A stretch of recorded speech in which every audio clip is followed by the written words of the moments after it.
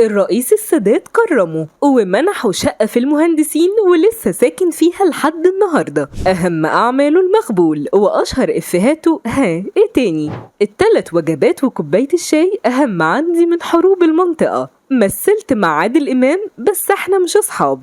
ونور الشريف تلميذي. القيصر محيي إسماعيل خفيف الظل راجع من جديد بعد عيد ميلاده ال80. معروف عنه ملك الترند، صريح صراحة مفرطة وعنده قدرة غريبة التعبير إنه يرمي إفيه يقلب بيه الدنيا. الفريق الجمصي فكروا إسرائيلي فعلا بعد ما شاف دوره في فيلم الرصاصة لا تزال في جيبي. والرئيس أنور السادات كان مفكره إنه مريض بالصرع، وهو بيكرمه عن دوره في فيلم الإخوة الأعداء طلب منه شقة علشان يعيش فيها لأن كان ساكن في بنسيون في القاهرة، ونفذ له الرئيس طلبه ومنحه شقة. وفي مقابلة من مقابلاته أكد إنه رفض المشاركة مع عادل إمام في فيلم عفاريت عدلي علام، وده بعد ما كلمه المخرج وقال له إنه مش هيشارك إلا لو طلب منه الزعيم بنفسه.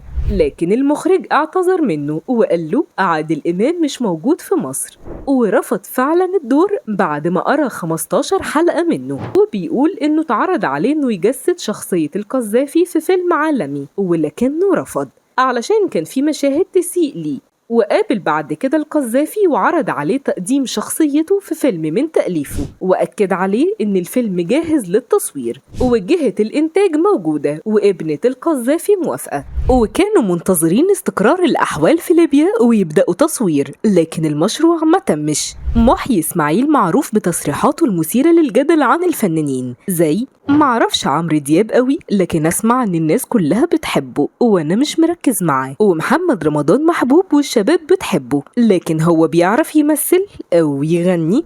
علمت أحمد زكي التقليد ونور الشريف تلميذي وتصريحات تانية كتير. محيي إسماعيل من أسرة بسيطة، اتولد في قرية تابعة لمدينة كفر الدوار في البحيرة، ووالده كان رجل دين وأمه كانت بنت عمدة القرية. وبعد ما خلص التعليم الثانوي درس الفلسفة قبل ما يقدم في معهد الفنون المسرحية ويدخل قسم التمثيل. بعد تخرجه شارك في كتير من العروض المسرحية، وبعدها دخل عالم السينما من أوسع أبوابه مع كبار النجوم زي سعاد حسني في فيلم بئر الحرمان، واللي رفض يقبل فيه الفنانة سعاد حسني وقال أنا منضبط أخلاقيا، وقالوا لي انت هبل، دي سعاد حسني حد يرفض يبوسها؟ انت مش هتشوف السينما تاني طول عمرك. وفين وفين قبلت، وكانت قبلة جميلة. في السنوات الأخيرة سيطر محيي إسماعيل على ترندات مختلفة على مواقع السوشيال ميديا، خاصة بعد ظهوره في كتير من اللقاءات الصحفية والتلفزيون، زي شهرته بإفيه إيه تاني اللي استخدمه الناس في كتير من الصور والكوميك، ولسه أيقونة في عالم الصور الساخرة لحد النهاردة. قول لنا رأيك في إفيهات الفنان محيي إسماعيل، وهل طريقته بتدل على ثقته بنفسه ولا ده غرور؟